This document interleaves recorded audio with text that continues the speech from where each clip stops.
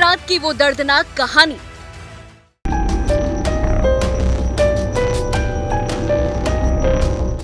जिसने सुनी वो रो दिया।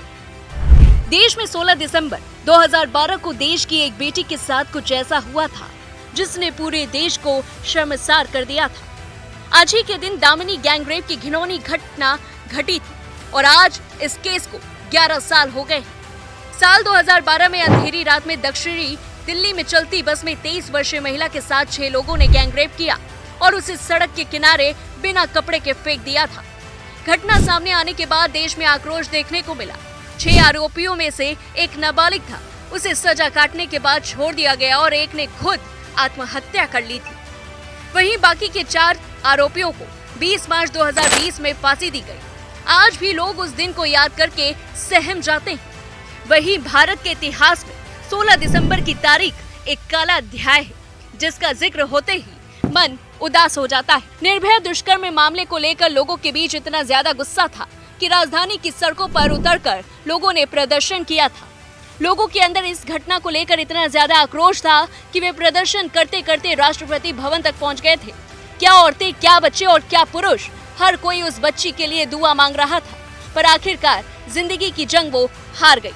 आज निर्भया केस को 11 साल पूरे हो चुके हैं और ऐसे में आइए जानते हैं कि आखिर इस दिन क्या हुआ था और किस तरह इस घटना की वजह से देश के कानून में बदलाव किया गया। 16 दिसंबर 2012 की अंधेरी रात को दक्षिणी दिल्ली में चलती बस में एक 23 वर्षीय महिला के साथ क्रूरता पूर्वक दुष्कर्म किया गया। इस महिला का नाम था ज्योति सिंह, जो बाद में निर्भया कहलाई। निर्भया एक फिजियोथेरेपी इंटर्न थी और वे अपने दोस्त अविंद्र प्रताप पांडे के साथ साकेत से फिल्म देखकर लौट रही थी।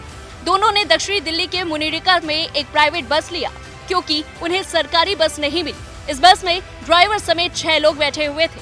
बस स्टार्ट हुई और जल्द ही वे दूसरे रास्ते की ओर आगे बढ़ने लगी। कुछ देर में बस के दरवाजे भी बंद कर दिए गए। जब अविंद्र को गड़बड़ी का एहसास हुआ तो उसने बस के दरवाजे और रूट को लेकर सवाल किया और इस पर बस के भीतर ही अविंद्र और बाकी के आरोपियों के बीच लड़ाई शुरू हो गई। सभी आरोपी शराब के नशे में एकदम धुत थे। उन्होंने निर्भया के साथ बदतमीजी भी शुरू कर दी।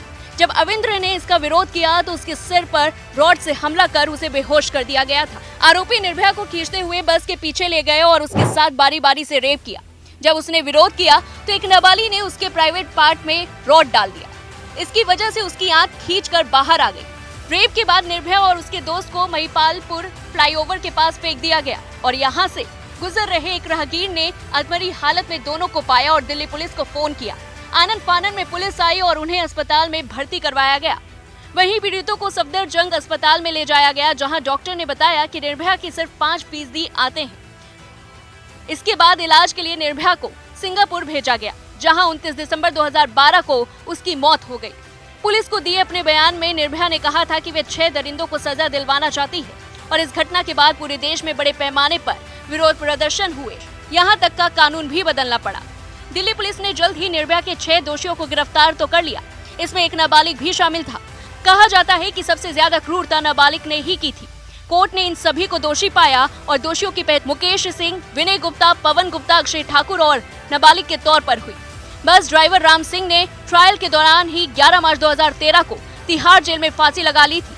नाबालिग आरोपी को रिफॉर्म फैसिलिटी में 3 साल की सजा सुनाई गई थी। बचे हुए 4 आरोपियों मुकेश सिंह, विनय गुप्ता, पवन गुप्ता और अक्षय ठाकुर को सितंबर 2013 में फांसी की सजा सुनाई गई। इन लोगों ने फांसी की सजा से बचने के लिए काफी हथकंडे अपनाए। कभी ये लोग सुप्रीम कोर्ट गए तो कभी इन्होंने राष्ट्रपति से क्षमा याचिका की भी मांग की। इस पूरे मामले को लेकर के आपका क्या कुछ कहना है हमें कमेंट बॉक्स में जरूर बताएं और ऐसी तमाम बड़ी खबरों से जुड़े रहने के लिए देखते रहिए न्यूज़ 1 इंडिया।